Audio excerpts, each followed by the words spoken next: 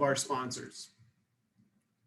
Normally today we have an annual business meeting, but this year we will send out an email to members to vote on new board members. So please look for that.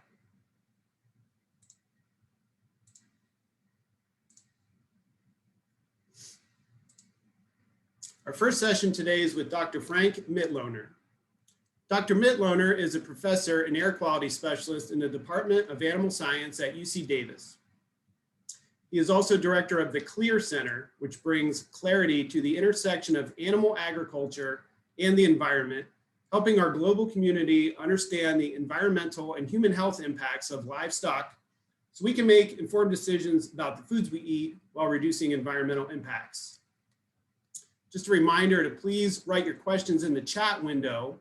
We'll have a Q&A period at the end as time allows. Dr. Mitloehner's session is titled Rethinking Methane, Dairy's Path to Climate Neutrality. Welcome, Dr. Mitloehner. Good morning. My camera is not, the video is not enabled yet. Bear with us, Dr. Mitloehner. Sure.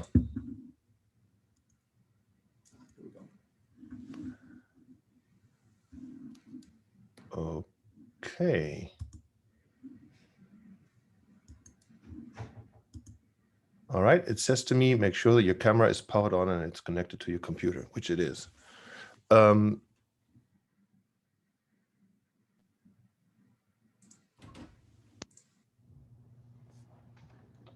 So you still can't see me, right? We can see your PowerPoint, Dr. Mitloehner. Okay, that's the main thing. Okay, so let me just.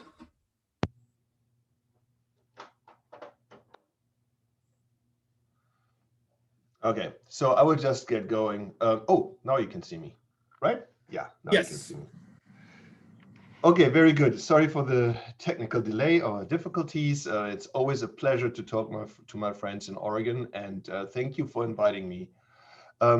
I want to talk to you about methane because I think methane is probably the most important environmental issue that we deal with in the dairy, in the beef sector and so on. Why? Because it's the Achilles heel around climate impacts of livestock. Many new things have happened since we last spoke, and I hope that you'll find this useful. Just so you know, I'm on Twitter. My handle is GHGGuru. If you're not on Twitter, I encourage you to be there and also to follow me. The presentation I give has also been made into a short video. It's referred to, or it's called Rethinking Methane, and you find it on YouTube for free. It's a 5-minute video, easy to watch, easy to share, and I encourage you to do so. So a little rundown of what climate change and what global warming, what this is all about and how greenhouse gases contribute to that. What you see on this slide here is the sun radiating down solar beams to the surface of the Earth. Normally that radiation would be reflected back into space if there weren't these so-called greenhouse gases, such as CO2, methane, nitrous oxide, and others. And these greenhouse gases are actually very important. Without them, life on Earth would not be possible because it would be way too cold. But the problem is we are, as humans, generating too many of those.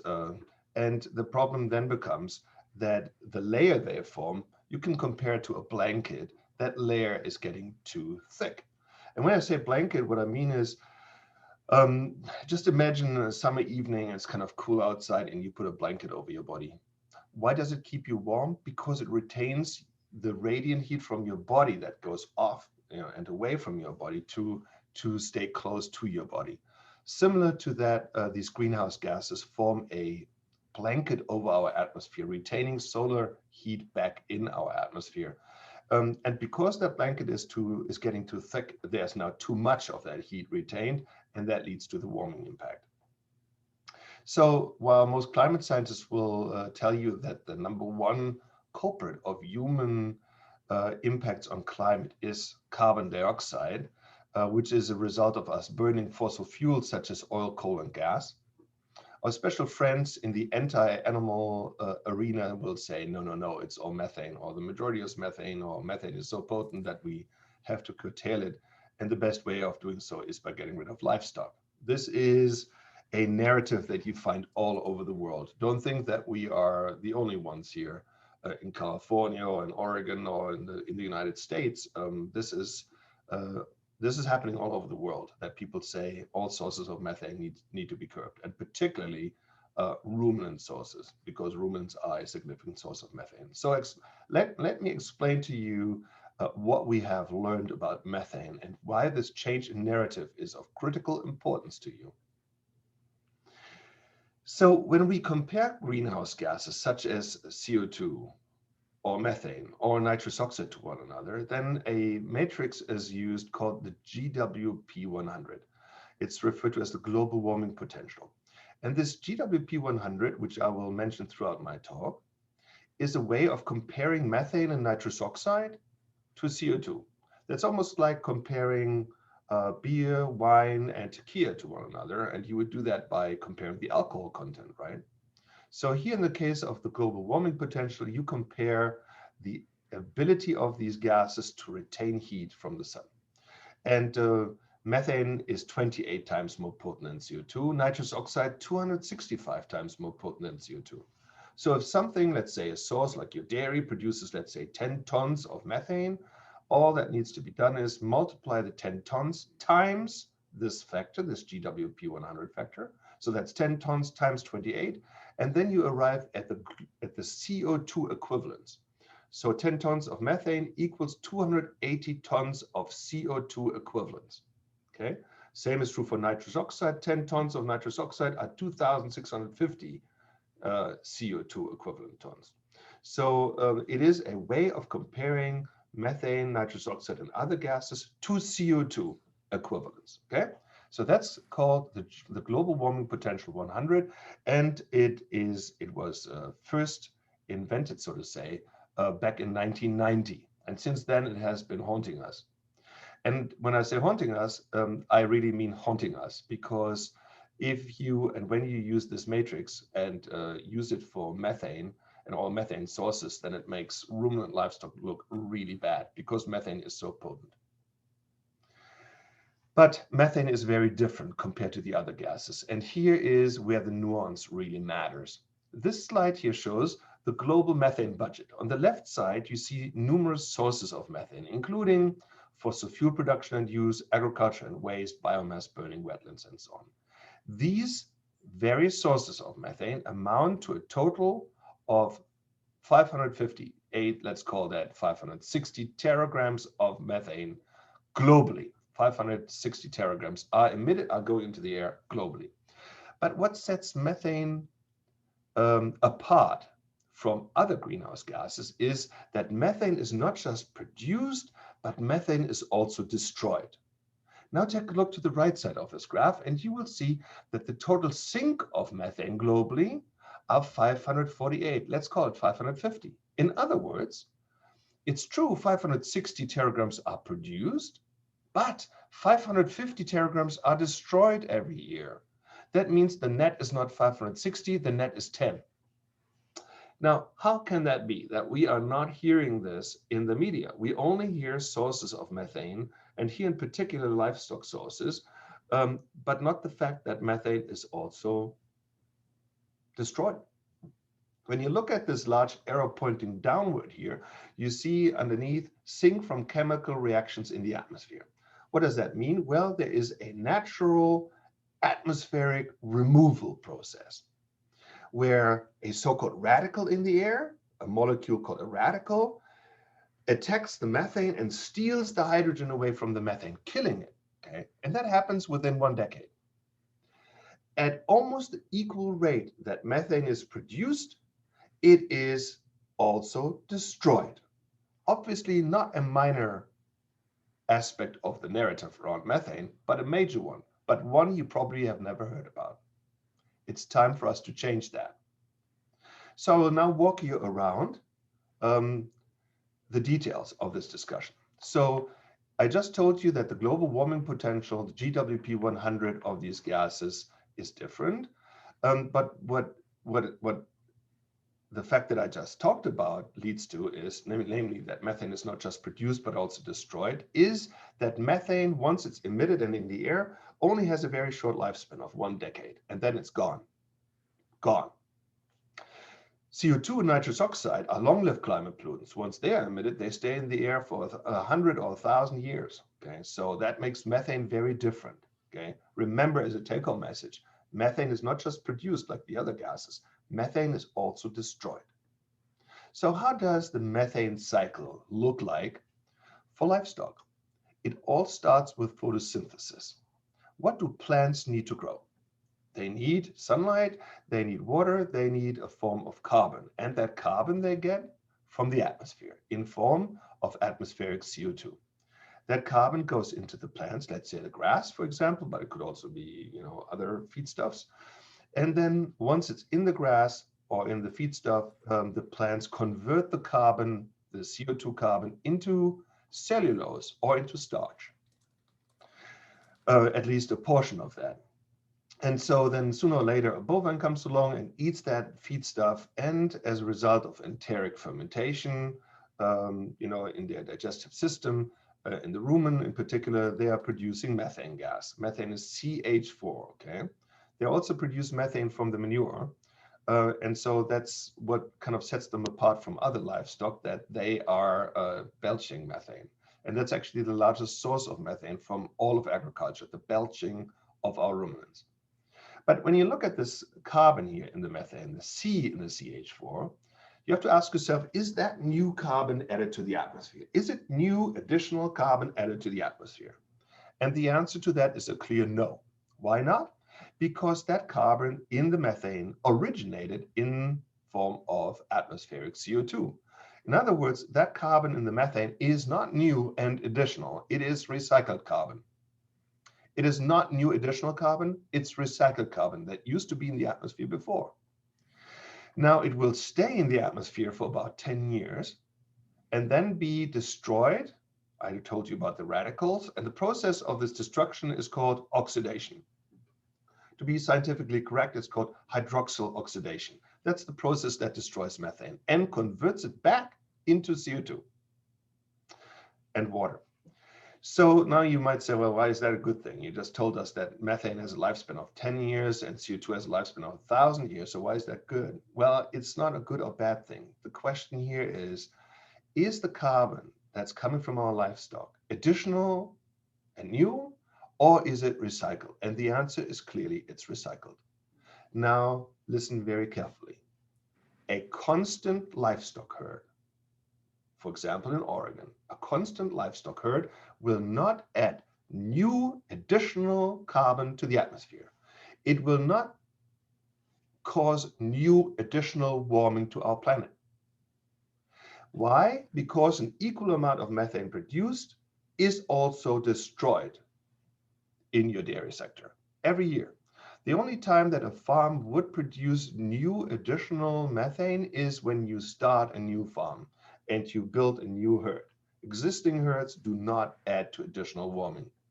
The biogenic carbon cycle, and that's what we call that, the biological or biogenic carbon cycle, is one where carbon cycles around and around and around, from atmospheric CO2 to plant carbohydrates to belched at manure methane and then back into CO2. Is that different, or is it similar to other sources of carbon emissions? Let's look at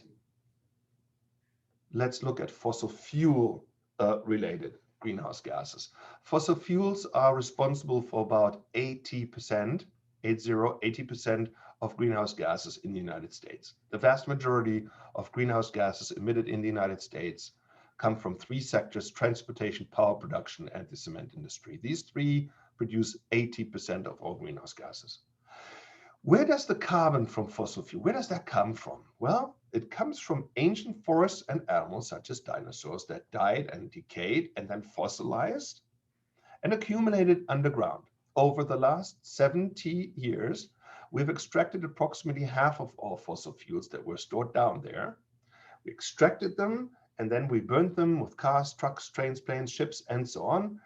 adding new and additional carbon to the atmosphere. This is not a short-term recycling process. This is adding new additional carbon to the atmosphere. The emphasis is on new and additional, okay? On the livestock side, we are recycling carbon. On the fossil fuel side, we're adding new additional carbon to the atmosphere. And that's depicted on this slide, where you see on the left side here, carbon from fossil fuels being locked in the ground. We humans unlocked it by pumping or drilling it out of the ground. We are burning it, we are adding it to the atmosphere. That's ancient carbon added into the atmosphere, always new and additional. On the livestock side, you have CO2 in the air. It's going into plants during photosynthesis. Some of the carbon stays above ground and becomes grasses and so on. Some of it goes into the roots, and that's actually the majority, and from there into the soil. A process referred to as soil carbon sequestration. Always remember this: soils are our best friends. Soils are our best friends, along with plants, to fight climate change, because soils trap 1/3 of all greenhouse gases. Think about that. 1/3 of all carbon that's caused by human activity is stored in soils. We have to treat our soils well, in other words. So cattle then also eat some of the above ground carbon in the form of vegetation, belch some of that carbon out in the form of methane, and that methane then becomes CO2 again. So on the right side, you have a cycle. On the left side, you have a one-way street. Don't allow anybody to compare cows to cars. It is a wrong and misleading comparison that is nothing other than a smokestack. Smoke screen, I should say. I'm sorry. So the first people who really critiqued the way that we are treating methane was a group from Oxford University in the UK around Miles Allen. Miles Allen is a professor at Oxford, also a senior contributor to the IPCC, the Intergovernmental Panel for Climate Change. Dave Frame as well, this gentleman from New Zealand. They said that we are looking at methane the wrong way. Why? Because we are not taking into consideration that methane is not just produced, but also destroyed. We're acting as if methane, just like CO2 and nitrous oxide, were only produced when indeed it is also destroyed. They wrote a lot of white papers and so on, and also of course, peer-reviewed scientific publications in Nature and other very high impact journals. And I will now give you a brief summary of what these findings were and how it definitely changes the narrative around methane and livestock. First, a comparison between CO2 and nitrous oxide, CO2 and methane. CO2 is a so-called stock gas. Let's say you were to drive to work. From home to work on Monday, you would put CO2 into the atmosphere by just burning your gas, right? Put CO2 into the atmosphere. On day 2, on Tuesday, you drive again, you put new additional CO2 into the atmosphere. That's now on top of what you put out on Monday. On Wednesday, you drive again, and now you put out additional CO2 on top of the stock of CO2 that you put out on Tuesday and Monday. And so on, you get the gist of it. Not just are we talking about accumulation of gases over days. This gas accumulates in the atmosphere for 1,000 years, okay? Every time we burn fossil fuel, we add gas to the existing stock, hence the name stock gas, okay? So it accumulates in the atmosphere. Now let's take a look at methane. Is methane doing the same thing? Does it accumulate like CO2 does? The answer is no, it does not. Methane is produced and destroyed, which makes it a so-called flow gas. So if you were to, let's say, be on a dairy and it started in 1950, then only the first 10 years of its existence did your cows add new additional methane to the atmosphere that wasn't there a decade earlier. But after that, from the 1960s on, considering or assuming that your herd size didn't change, the amount of methane produced by your cattle did not change. And hence, you did not produce additional warming to our planet. Methane, remember that, is a flow gas. CO2 is a stock gas. Okay, they must not be compared directly because they behave totally different with respect to how they affect our climate, as I will show you on the next few slides. The first one here is a slide that looks at 3 different methane scenarios over 30 years.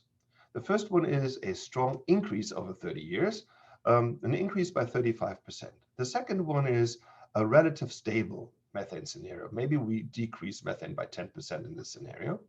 The third one is a strong decreasing methane scenario where we decrease it by 35%. Using this GWP 100 matrix that I introduced to you earlier, where we compare methane to CO2 by just saying methane is 28 times more potent, the following assumptions would result. Using GWP 100, the strong increase of methane would result in a strong increase of CO2 equivalent gases. But even a stable amount of methane would be predicted as a strong additional amount of greenhouse gases added to the atmosphere. And even a strong decrease of methane would be depicted as a strong increase of CO2 equivalent emissions. But what I just told you is very different, right? I told you methane is not just produced, but also destroyed. But these scenarios under GWP 100 assume as if methane were only produced and not destroyed. Hence, my colleagues in Oxford and New Zealand and myself, we say this unit doesn't work for methane. It treats methane as if it were a stock gas, when indeed it's a flow gas. And so a new matrix was developed called GWP star, and you will hear about that in the future. GWP star predicts these 3 scenarios, the increasing, the stable, and the decreasing scenario of methane in the following way. GWP star says that if you increase methane strongly, you indeed add a lot of additional warming to our planet. Okay? We don't want to see that. In parts of the developing world, we actually are seeing increasing herd sizes over time, and that increases methane, which is not good. So methane, don't get me wrong, is a potent greenhouse gas. But the question is, do we increase it, do we hold it stable, or do we decrease it? Because that's all that matters when predicting methane's impact on warming. And that's really what matters. The second scenario here, the stable methane, is depicted using GWP star as one where you don't add any additional warming to our atmosphere. In fact, because we are decreasing over 30 years by 10%, we have a little bit of... My apologies. I couldn't hear what you said. We have a little bit of negative warming happening. Negative warming is a fancy word for cooling. Look what happens when you strongly decrease methane by 35%.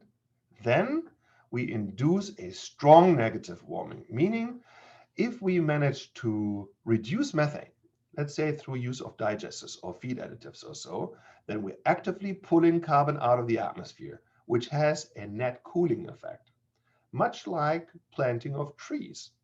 We all know that when you plant trees, they suck CO2 out of the atmosphere during photosynthesis. And that reduces carbon from the atmosphere. That has a cooling effect. Reducing methane has a cooling effect too, but even more instantaneous. So remember this, when you decrease methane strongly, you induce a cooling effect.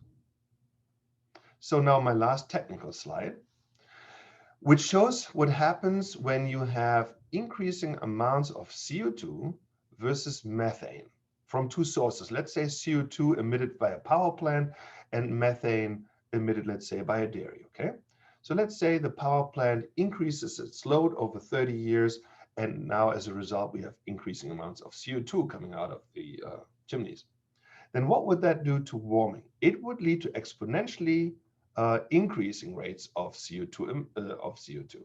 So the increasing amount of CO2 leads to an exponential increase in warming. If you were to have a dairy industry in a certain region which grows in size, then that would also produce more methane over time. What would that do to warming? It would lead to a linear increase in the related warming. So a linear increase in methane leads to a linear increase in warming. So far, so good. How about constant emissions of a power plant and a cattle industry, let's say a cow industry, a dairy industry? The constant power plant running constant load would still lead to increasing amount of warming over time. Why? Because it's a stock gas, it accumulates, okay? You remember that pyramid I showed you before. So it accumulates. But how about a constant amount of methane from a dairy herd? That would not lead to additional warming, but only to constant warming. No additional warming, but constant warming from a constant cattle herd. And that's what we have seen in most parts of the United States. In fact, over the last decades, our herd sizes have gone down. In 1950, we had 25 million dairy cows in the United States. Today, we have 9. Went from 25 million to now 9 million. So what does it look like when you reduce both CO2 versus methane emissions? When you reduce CO2 emissions, let's say you're turning down that power plant over time and then you stop it, you end the power plant, then what would happen to the warming related to that power plant? The warming would still go up all the way up to the point where you close down the power plant. Then the related CO2 would plateau, not even go down to 0, just plateau. That to me is what makes CO2 a super pollutant. People always say methane is a super pollutant. You know, I think CO2 is a super pollutant because it sticks around for 1,000 years. And even if we reduce CO2, we still increase the related warming. How does that contrast to methane? Well, if you decrease methane, then you have an instantaneous and linear decrease in the related warming. Think about what that means. If you manage to reduce your methane from a dairy, let's say through use of an anaerobic digester or feed additives or so, then that pulls carbon out of the atmosphere. So we have a new law here in California, relatively new, a couple of years old, called SB 1383. It mandates a 40% reduction of methane to be achieved by 2030. Can that be done? Our farmers first thought no. Until they learned that the state incentivized the use of technologies to reduce methane. And guess what happened? Many dairies are now covering their lagoons. They trap the biogas underneath.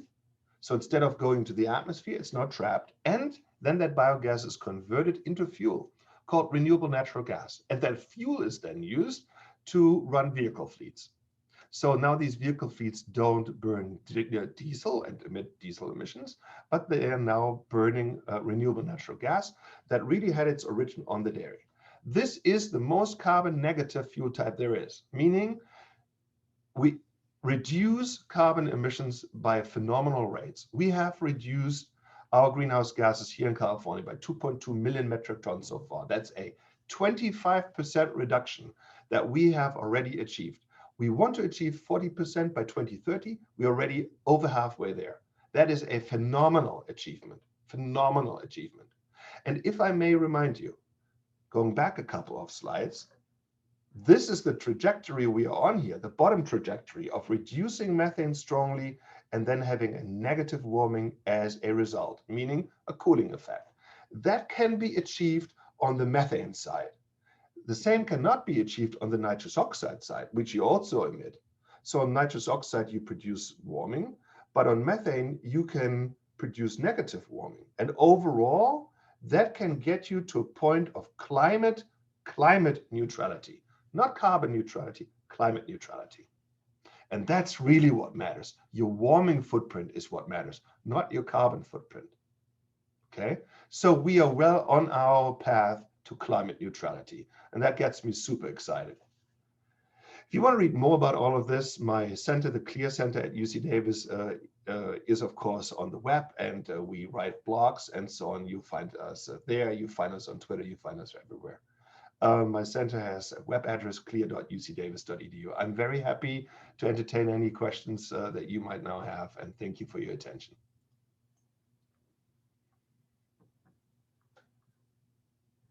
Thank you, Dr. Mitloehner, for that presentation. A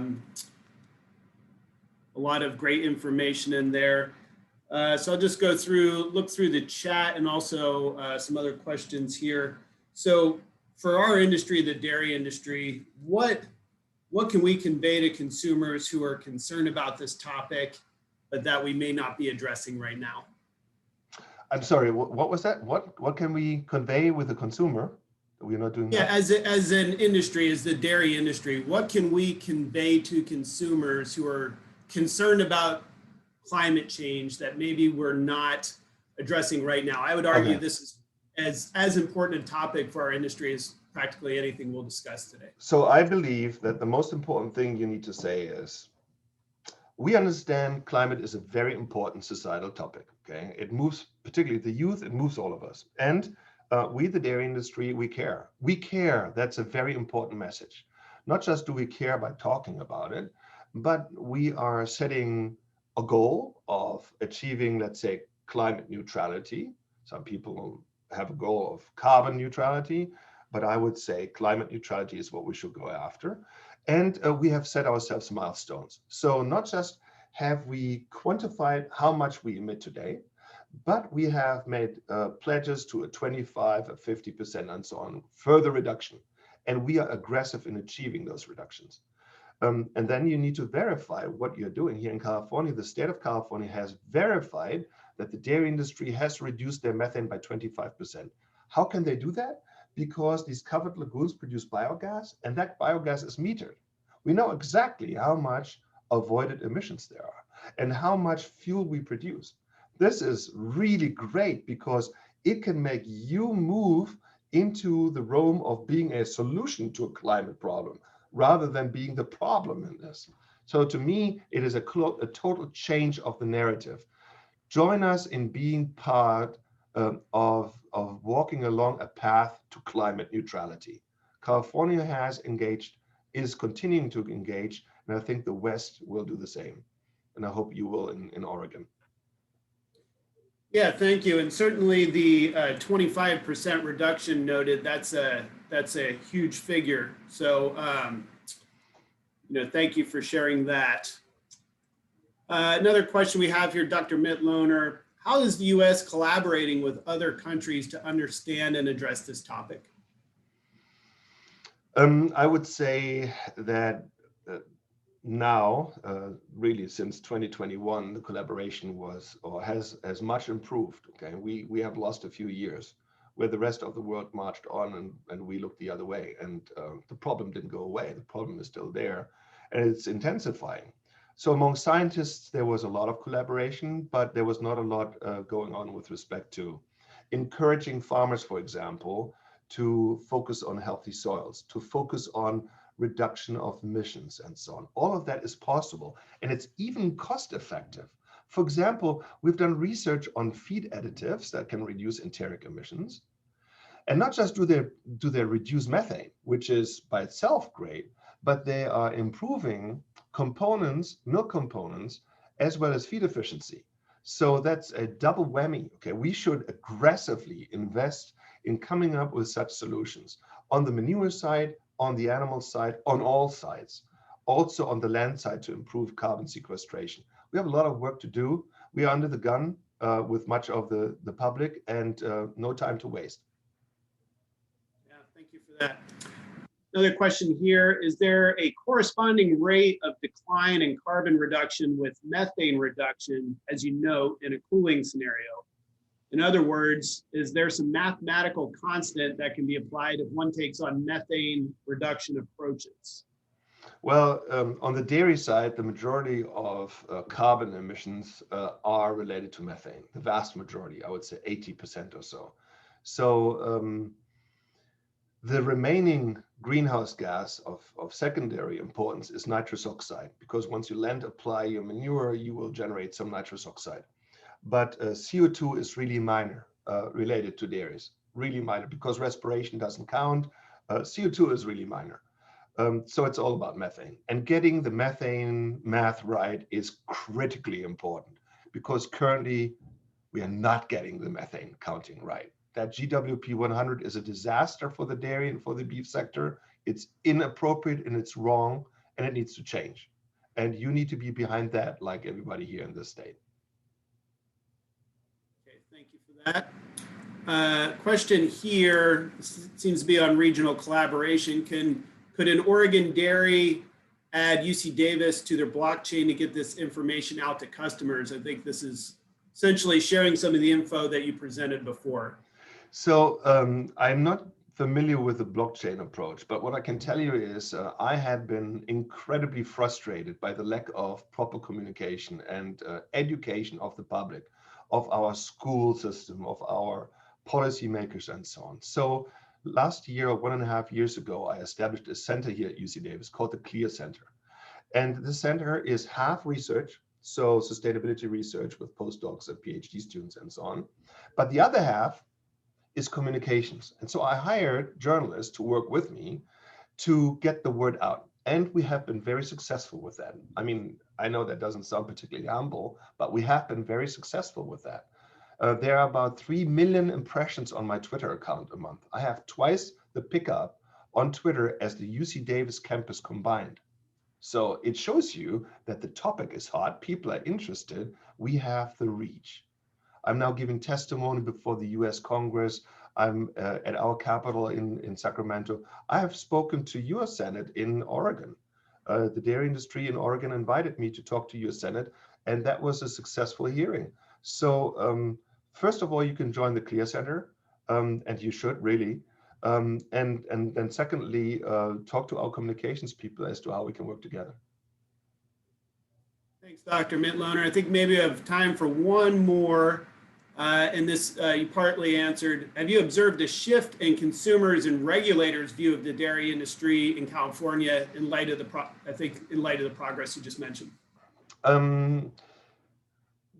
I think that we have to be more aggressive in getting the word out.